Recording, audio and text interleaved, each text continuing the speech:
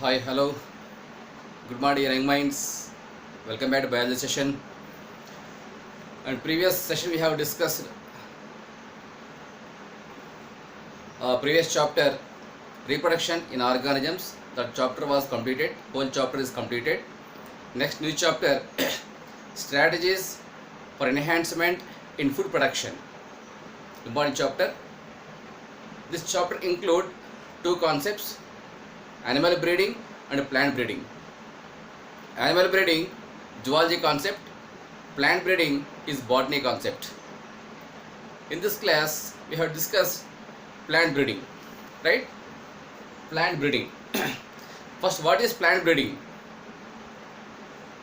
The term plant breeding is defined as it is a type of purposeful manipulation of cultivation of plants, development of plants with desired characters that are better suited for all adverse conditions and give more crop yield, tolerate all disease conditions. It is known as plant breeding. Once I repeat, it is a purposeful manipulation of creation of plants, creation of characters in order to plant adapted towards all local weather conditions, disease conditions, insect pest conditions, pathogens, water stress conditions, and finally crop give more yield, more crop production. That phenomena is called crop production. Understood? After World War, after Second World War, India faced several problems. One of the great problem is food, because food is primary need for all organisms. Yes or no? Food, water, air, cloth, shelter, these are primary needs for each and every population, each and every human being. So after Second World War, our India faced many problems regarding food. Hence, famous scientist, our Indian scientist M.S. Swaminathan, Mankombu Samasivan Swaminathan, M.S. Swaminathan, M.S. Swaminathan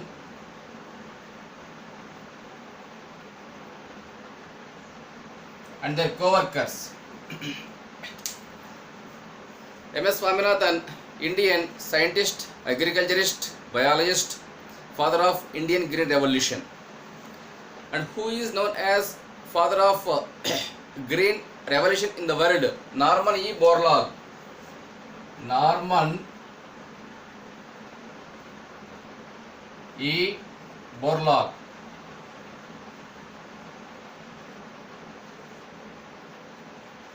He was from Mexico,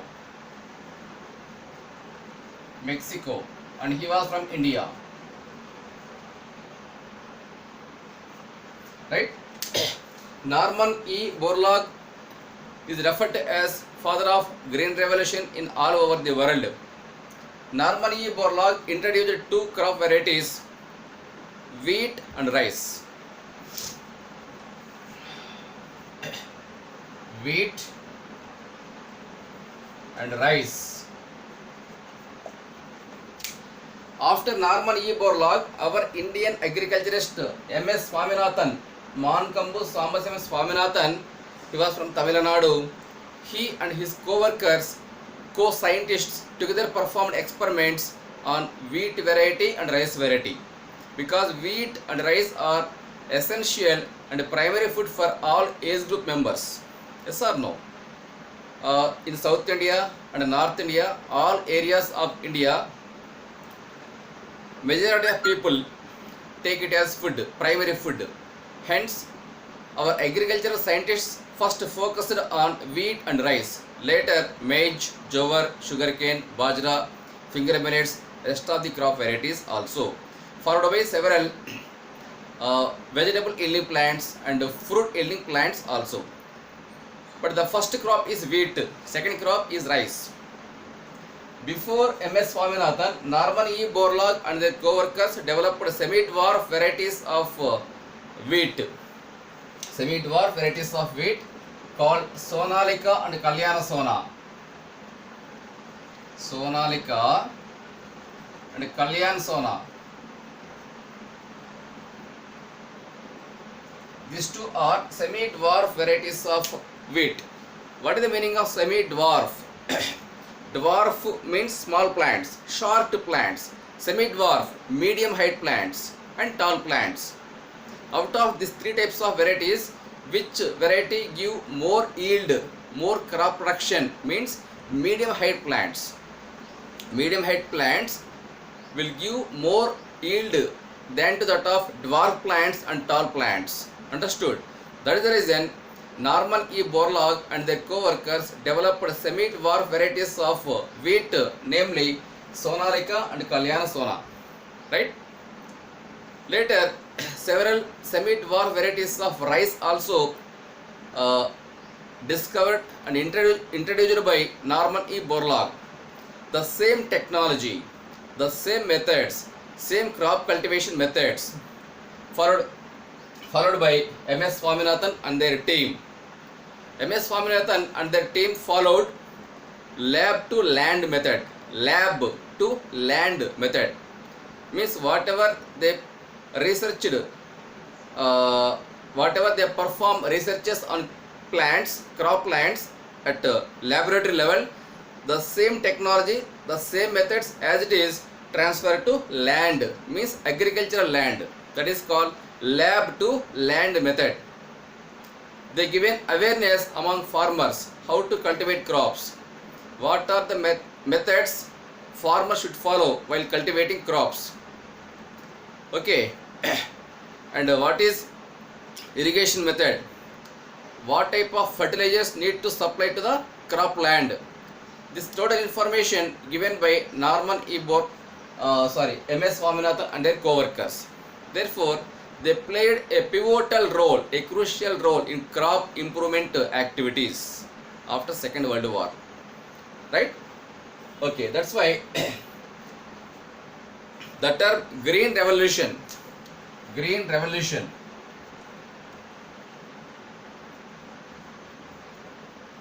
What is Green Revolution? Important. Revolution means changes. Revolution are of various kinds. White revolution, blue revolution, green revolution, yellow revolution, red revolution, many are there. White revolution means increase milk and milk products.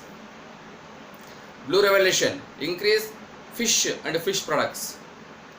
Green revolution means increase crop production. All types of crops, fruit yielding plants, that means fruits, vegetables, cereals like rice, wheat, jowar, bajra, maize, sugarcane, millets, etc. And red revolution means increase flesh production, means meat production. Understood now? Yellow revolution means increase oil production, various types of oil, edible oils production. There are various types of revolutions.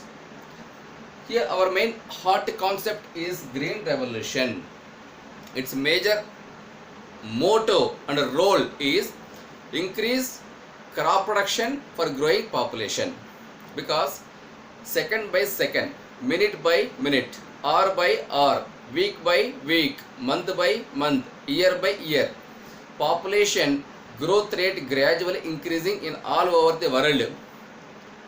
Okay, according to 2011 census, India population just 101 crores, 101 plus something crores. But according to 2011 census, our India population around 121 crores, 121 plus crores. Right? Nowadays, population growth rate gradually increasing. Again, our government of India introduced census in the next coming years, right? 2021 or 22, according to local situations, corona situations, right? So for growing population, how can that means all growing population require at least minimum needs that are called primary needs. What are primary needs? Food, air, water, clothes, shelter. These are minimum needs, primary needs for all population. Yes or no? To overcome this population, we must follow different methods, technical methods, innovative methods to improve crop production. If we follow, suppose if we follow old methods, traditional methods, conventional methods, we may not produce sufficient food grains for growing population. Hence, instead that better follow new methods like genetic engineering methods, molecular biology methods, plant tissue culture methods, and plant breeding methods to improve crop production and crop quality. That is essential for growing population. Otherwise, we may not meet our needs, primary needs. Yes or no? Am I right? Good. That's why Norman E. Borlaug and M.S. Swaminathan and their teams did a great job to overcome food grain problems, and they improved all types of crop varieties, particularly first rice, first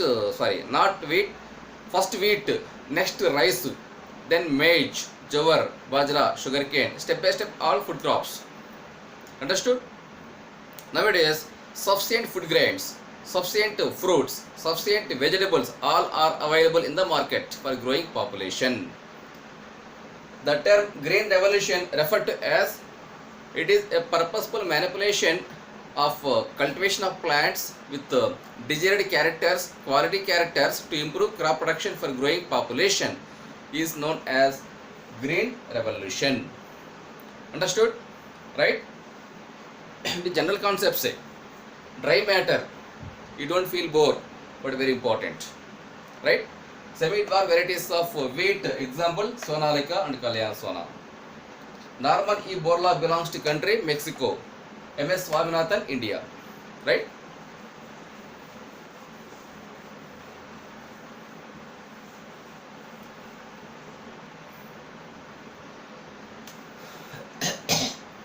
Even plant breeding process started dates back 9,000 to 11,000 years ago.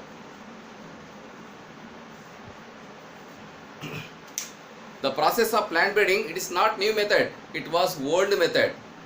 It is one of the old method. It was started dates back around approximately 9,000 years to 11,000 years ago. Means our early man, ancient man also followed different plant breeding methods. Nowadays, all present day crops derived from domesticated crops, domesticating crop varieties. And all domesticating crop varieties derived from wild plants. Wild plants means forest plants. Yes or no? Because forest is the major source of all types of crop varieties. Present day crops, hybrid varieties and domesticated varieties of plants derived from wild area. Hence, wild or forest is the major source of all types of plants. According to civilization and evolution, step by step, day by day, year by year, man identified what is the importance of various types of crops and how can we utilize these crops, how can we cultivate these types of crops, and how to increase more crop production, all types of food grains.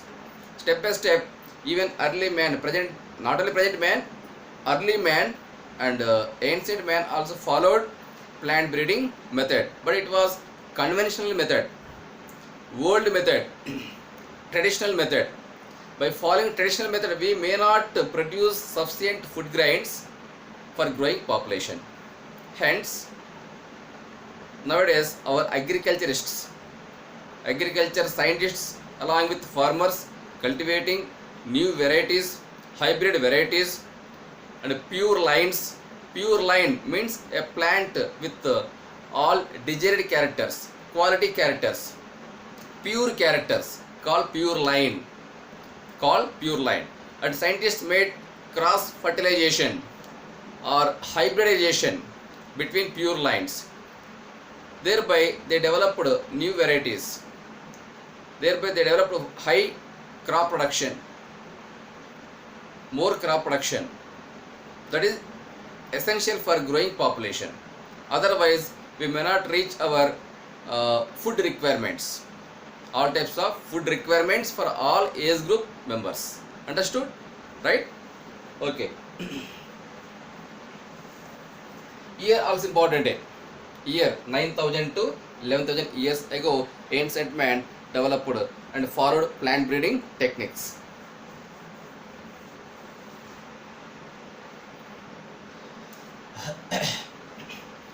Genetics. Suppose genetics, molecular biology,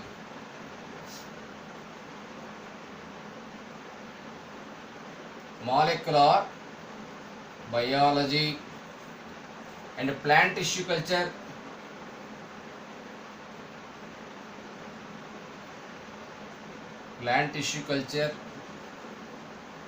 etc.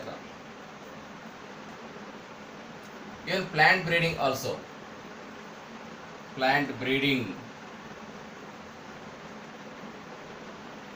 These are the new methods, technological methods. By following these methods, suppose take an example, genetics. In genetics, what is important in genetics? Genetics helps transfer of genes, transfer of desired genes, quality genes from one plant species to another plant of same species, from one plant to another plant of same species, or from one plant species to another plant species, etc. Hence, the exchange of genetic material takes place between plant species, that is depend on genetics. It is artificial method, laboratory method, man-made method, artificial method. Understood? Molecular biology. Molecular biology means study of DNA, RNA, genetic material, and how DNA, RNA responsible for transmission of several characters from parent to progeny. What is transcription? What is translation? And how DNA and RNA directly or indirectly responsible for improved crop production. The total information, technology, experiments belongs to molecular biology. And plant tissue culture method. Plant tissue culture also called micropropagation. What is micropropagation? It is a type of artificial method, man-made method, laboratory method, in which large number of plants produced in small area within short duration of time in the laboratory level, under aseptic conditions, hygienic conditions, on nutrient culture medium. It is termed as plant tissue culture. Very simple definition. Plant tissue culture also called micropropagation.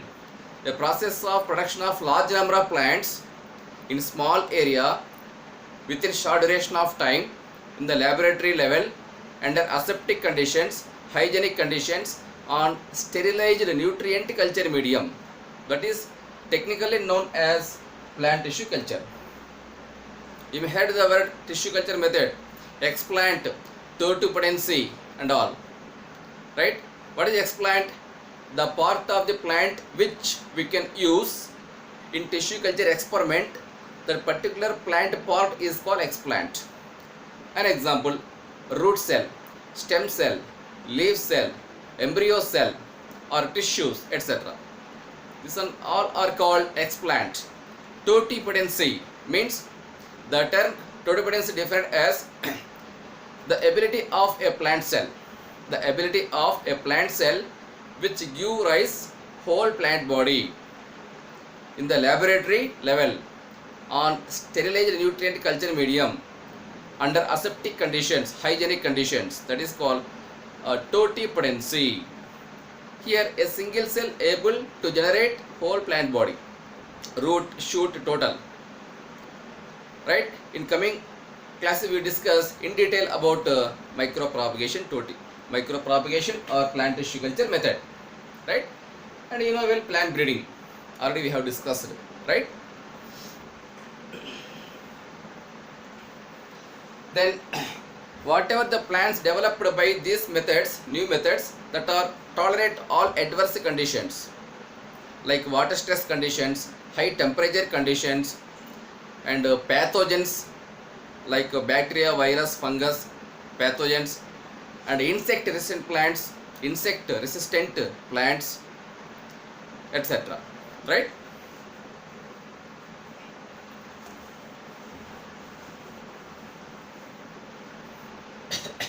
Next, steps in plant breeding.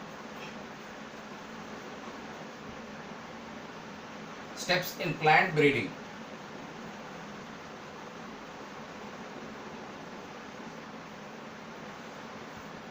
There are 5 steps in plant breeding. First one, collection of variability. Collection of variability. Second one, evaluation and selection of parents. Selection of parents.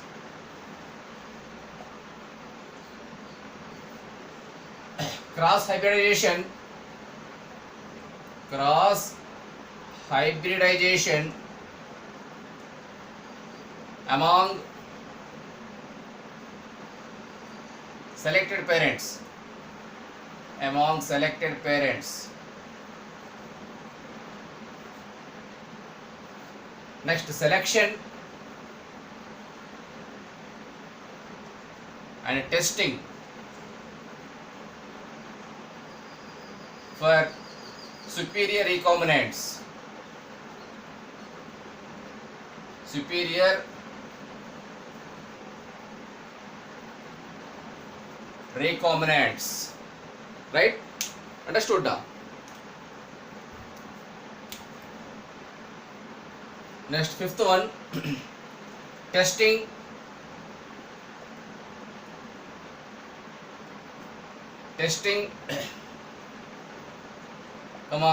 release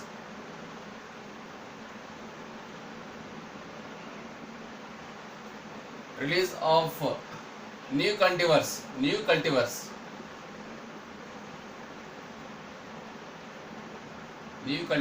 These are the 5 steps. All of you remember 5 steps in order sequence, very important. These are the steps in plant breeding. First one, collection of variability. Variability means plant species with different characters, desired characters, quality characters, called variability. Also called variations. Obviously, variations leads to evolution. Yes or no? The best example, germplasm collection. Germplasm collection. Germplasm collection. What is germplasm? Germplasm means desired plant species or seeds collect from wild area, forest plants, forest area. That is called germplasm collection.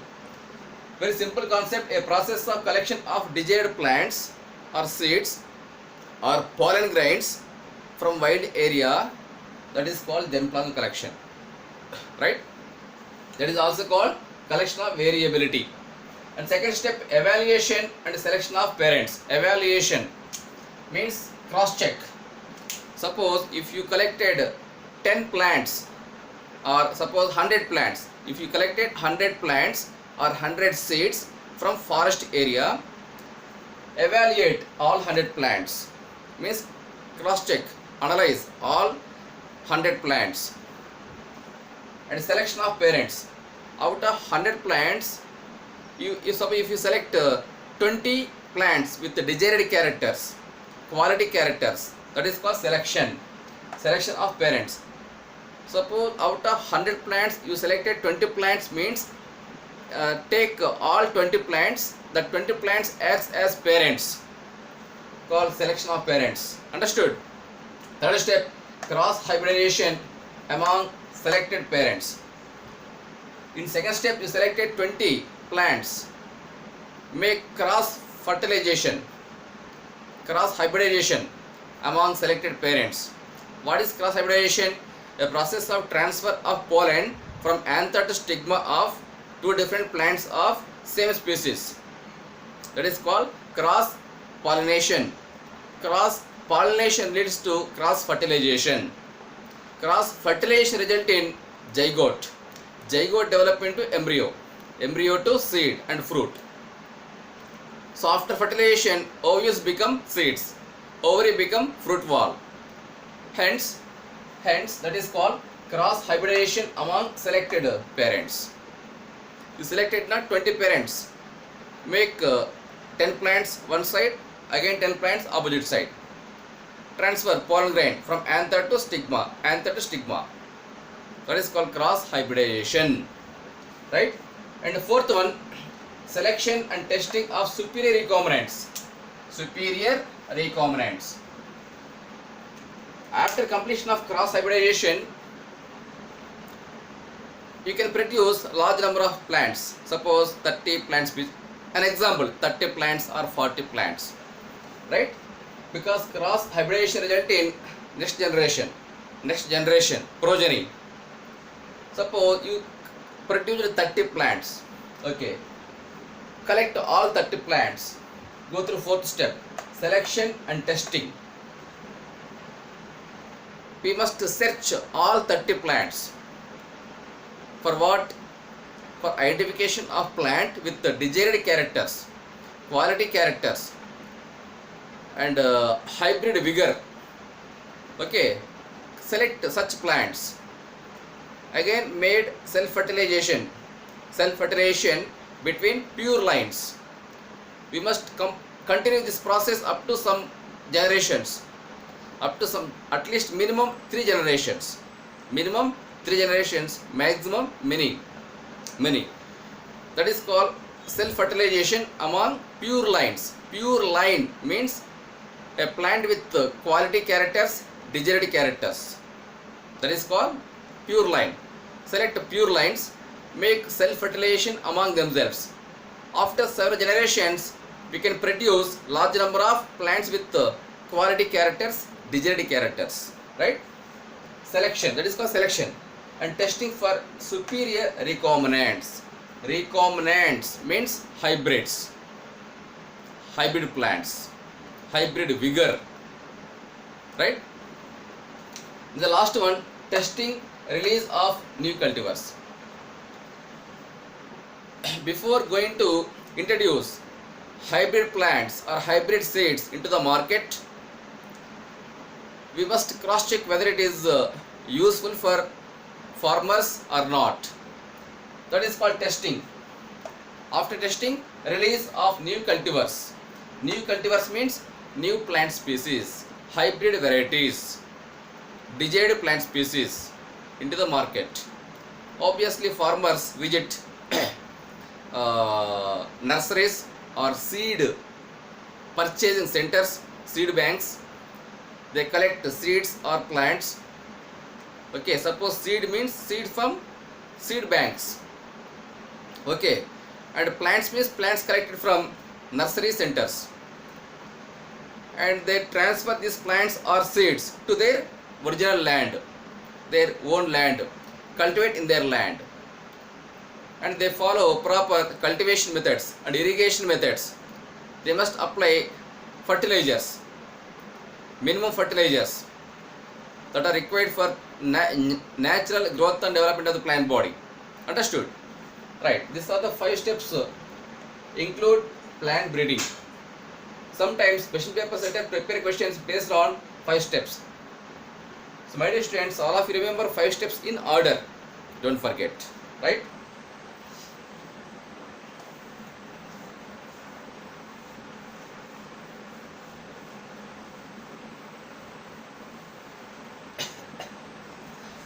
after production of hybrids, farmers must cultivate, that means farmers or agriculture scientists cultivate hybrid varieties minimum 3 generations, at least 3 generations in several regions, several locations all over the country, tropical areas, temperate areas, forest areas or dryland areas, etc. Then only we can analyze whether plants adapted towards all weather conditions or not. Hence, being farmer or agricultural scientist, we must cultivate crops minimum 3 successive generations, 3 successive generations in different locations all over the country. Then such crops are really quality crops, quality plant species suitable for cultivation of crops by farmers in all areas, water stress areas, irrigated areas, okay, even desert areas or rain-fed areas, dryland areas, all areas, right?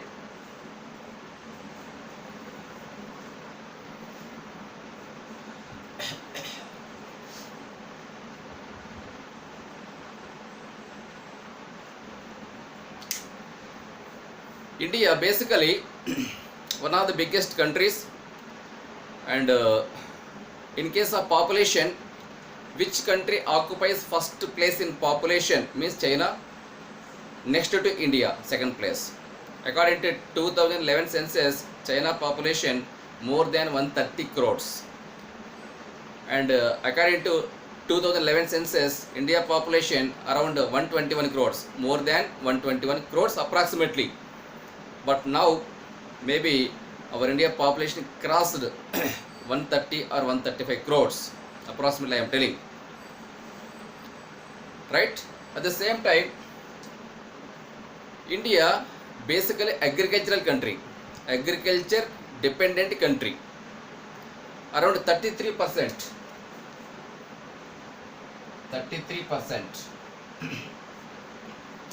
Agriculture account for 33% of India's GDP. India's GDP. GDP stands for gross domestic product. Gross domestic product. Out of 100%, agriculture accounts for 33% of India's GDP. Nearly 62% population, nearly about 62% population getting employed,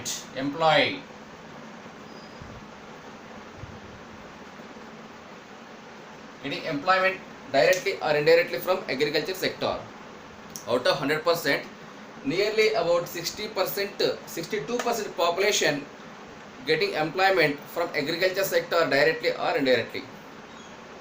Hence, nowadays, after completion of Green Revolution, our Indian farmers able to produce large quantity of food grains, and nowadays we are exporting food grains, not only food grains, even fruits, flowers, oils, everything exporting to other countries. That is the greatness of our agricultural scientists and farmers, right?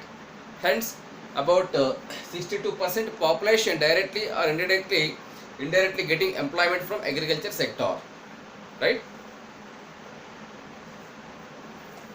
Percentage important for NEET object exam. Sometimes question paper setup prepare questions based on percentage, right?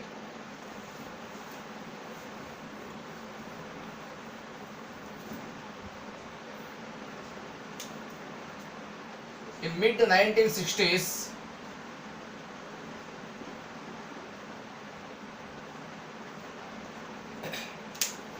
Green Revolution. Actually, Green Revolution introduced around mid 1960s.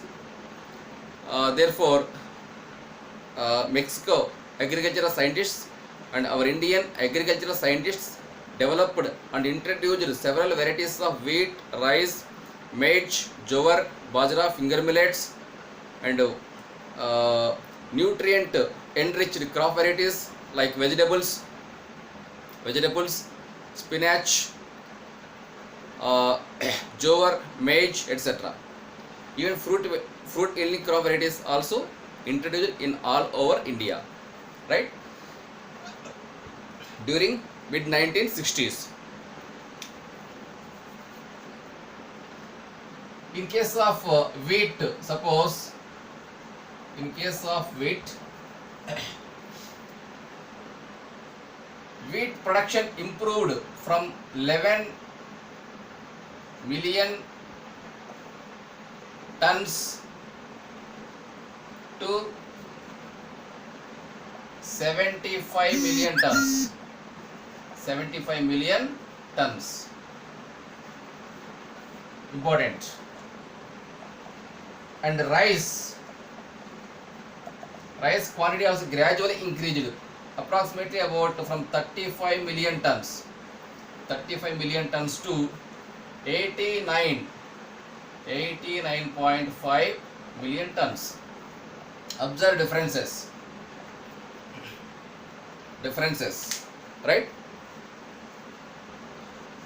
Before green revolution, wheat production just 11 million tons, but after green revolution 11 million tons wheat production improved up to 75 million tons. Around 7 times crop production increased. In case of rice, 35 million tons quantity improved to 89.5 million tons. Around 2 times crop production gradually increased. Data important for NEET objective exam. Next, Norman E. Borlaug first introduced semi-dwarf varieties of rice such as Sonalika and just as I told, Sonalika and Kalyan Sona. Right? Next to semi-dwarf varieties of rice. Semi-dwarf varieties of rice also derived from other rice varieties such as IR8,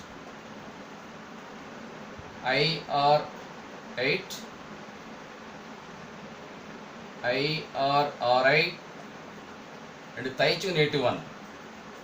Taichung native one. It is Taiwan variety. One of the Taiwan country variety. IR stands for international rice variety. International rice variety. IR stands for International Rice Variety 8. IRRI stands for International Rice Research Institute. International Rice Research Institute. It was located in Philippines.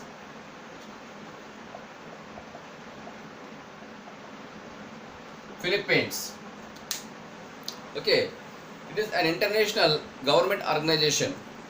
International Rice Research Institute developed semi-dwarf varieties of rice. It is located in Philippines. Moreover, sub-branches of IRRI are widely spread all over the world. Suppose in India, in Telangana state, there is one area, Shamshabad and Patancheru. Very near to Patancheru, IRRI established one rain-fed crop variety, rain-fed crop center, research center, that is called ICRISAT, right? ICRISAT.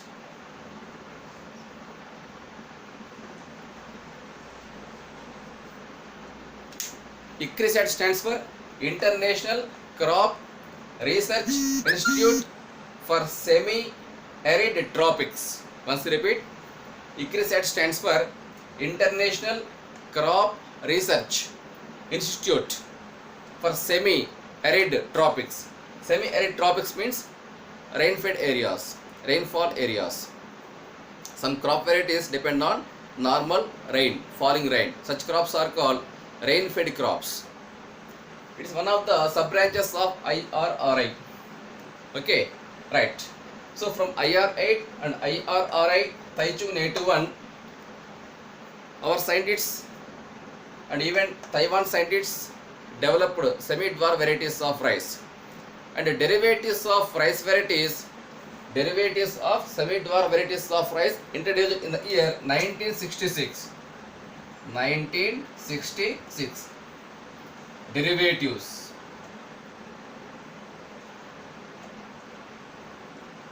Derivatives of rice. That means semi-dwarf. I wrote short form semi-dwarf varieties of rice. SDR stands for semi-dwarf varieties of rice introduced in the year 1966 in all over India. Later, our Indian agricultural scientists developed two rice varieties, two semi-dwarf varieties of rice, namely Jaya and Ratna. Jaya and Ratna.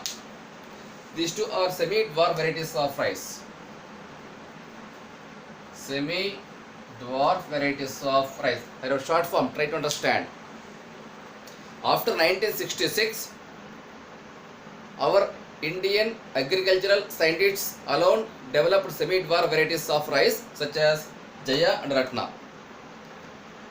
Semi-dwarf varieties of rice. These varieties of rice give more crop production. Even Sonalika and Kalyana Sona, these two are semi-dwarf varieties of wheat. They also produce more crop production. In NCERT book, three pictures given: maize crop picture, wheat crop picture, and garden pea crop picture. Their varieties also clearly mentioned on number plate. Once observe three pictures and go through number plate. That also important.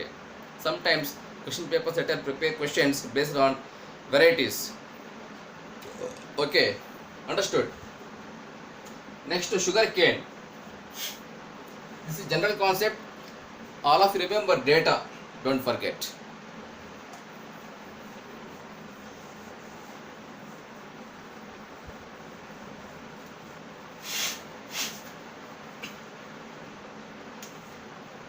Sugar cane.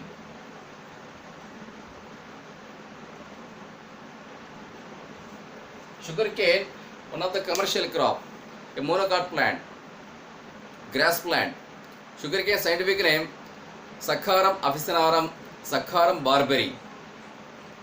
North India variety Saccharum barberi, South India variety Saccharum officinarum. Saccharum officinarum.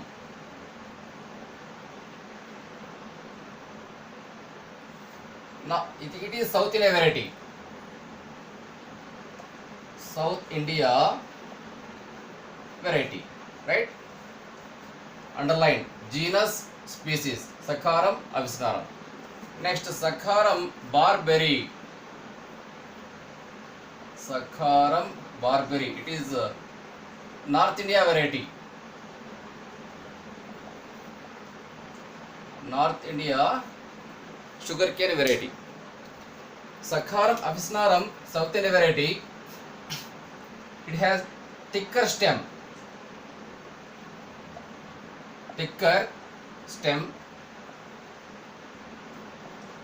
high sugar content,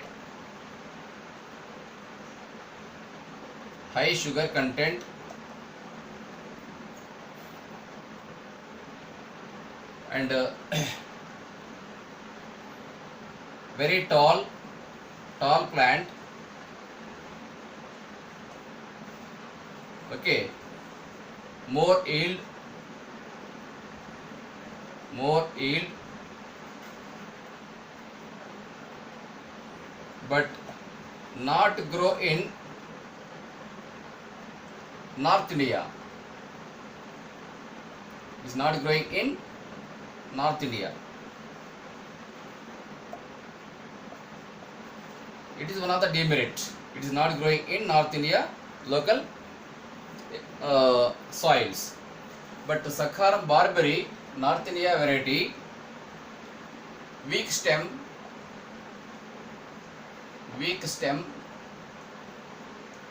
poor sugar content,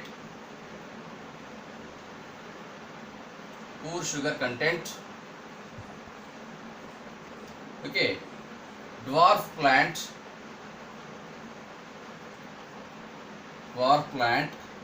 less yield, that's all. So scientists selected two varieties of sugar cane, South India variety, North India variety. South India variety is Sakharam officinarum. Remember plant scientific names, don't forget.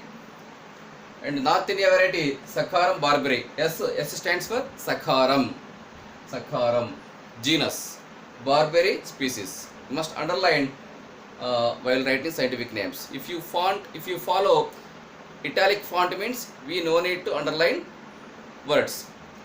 When we write in normal font, then we must underline species and genus separately. Right? South India variety has thicker stem. North India variety weak stem. It has high sugar content. It has poor sugar content, very low sugar content. It is tall plant. It is dwarf plant. It produces more yield, more crop production. It can give less crop production, less yield. But one of the demerit of South India variety is it is not growing in North India, but it is growing in North India. Based on this concept, scientists collected two plant varieties, South India variety of sugarcane and North India variety of sugarcane cultivated. That means they perform cross fertilization between these two sugar canes, and they developed new variety, new progeny of sugarcane. Now new variety of sugarcane able to grow in both conditions. It has strong stem, means thicker stem, high crop production. It will give high crop production, high sugar content, and able to grow North India localities, North India local weather conditions. Okay, that is about sugarcane variety. Remember, difference is important. Sometimes they prepare questions based on characteristic features, sometimes based on scientific names. Next, millets. Millets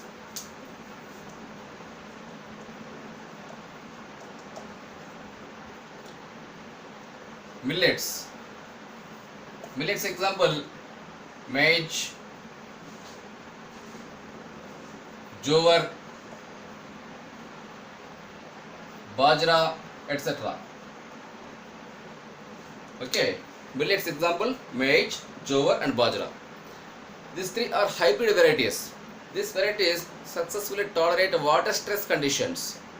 They are able to grow all weather conditions for a longer time.